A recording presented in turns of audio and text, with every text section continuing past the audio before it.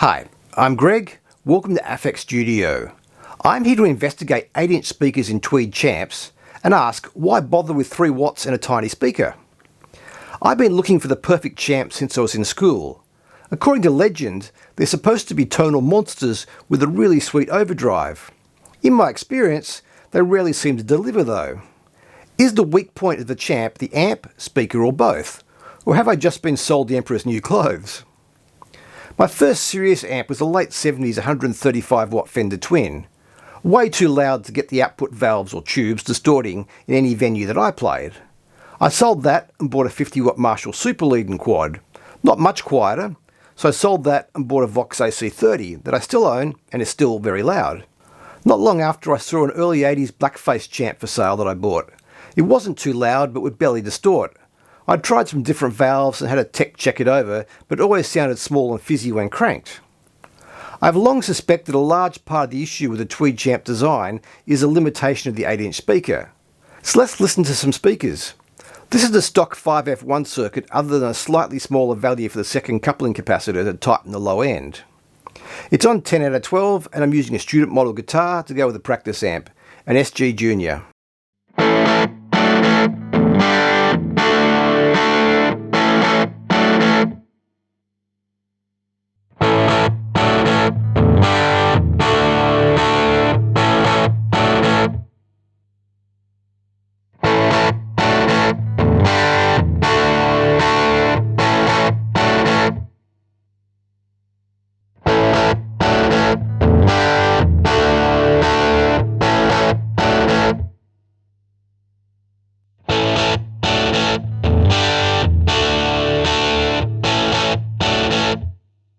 I've played through some original 50s and early 60s Tweed Champs, and while better than the one I'd owned, none of them sounded great when distorting either.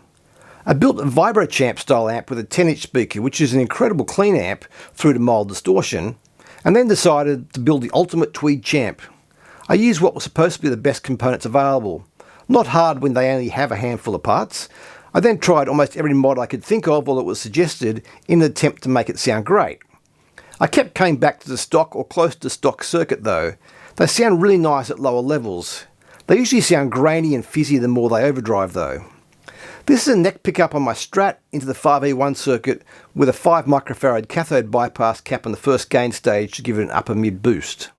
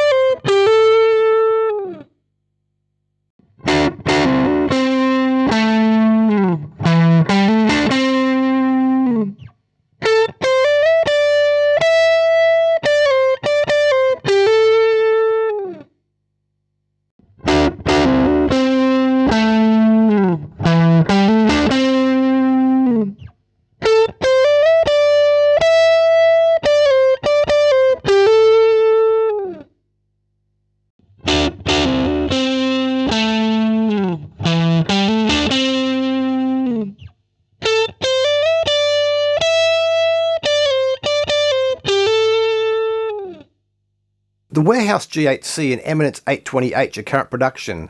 The generic speaker is out of an Epiphone Valve Junior, so probably still produced, although I don't know that you can buy them separately. The exact Weber model isn't in production anymore, although they make similar ones. It has an Alnico magnet and was advertised as an ideal choice for Tweed Champs. The Celestion isn't in production either. I have no idea how either of them compare to the current versions.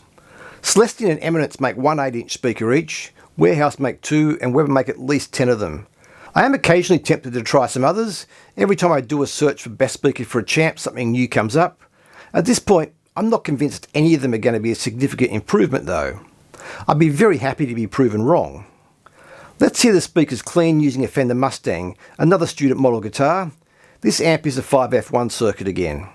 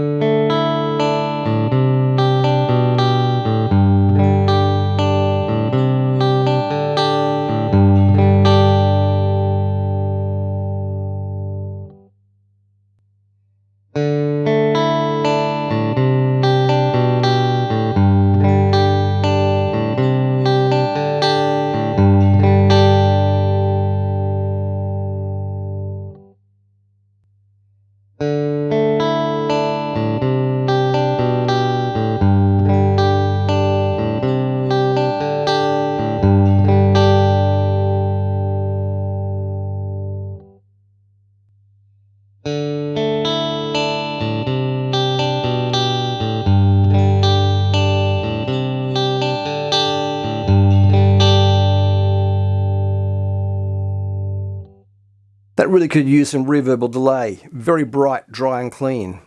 I quite often run a cranked Champ into my quad box. I have a profile of that in the Kemper, which is one of my favourite rock guitar tones. They sound great through a 12-inch speaker.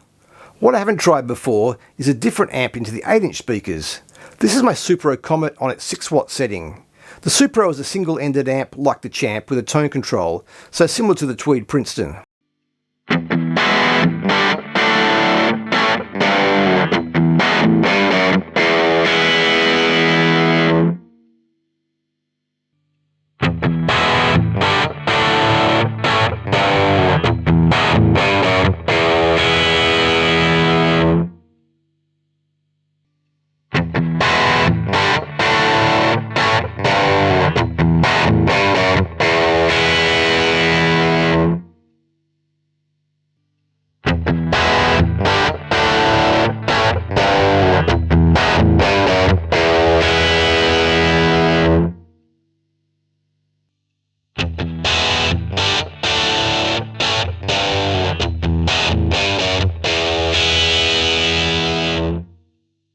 Well, based on that, I'd have to say that more of the high frequency fizz in a Champ comes from the amp than the speaker. It's still there with the Supro, but greatly reduced. It's obviously the combination of the gritty amp and speaker that give them that nasty overdrive. The thing a test like this doesn't show is how the gritty tone cuts through a mix. Not at all refined with the volume more than halfway up, but this prevents it getting lost amongst other instruments. I definitely wouldn't describe it as a sweet distortion though. So what did you think? Preferences? Ones you did or didn't like? Let me know in the comments. Thanks for watching. Please like and subscribe. And thanks to everyone who already has subscribed. It really does help. And I'll see you soon.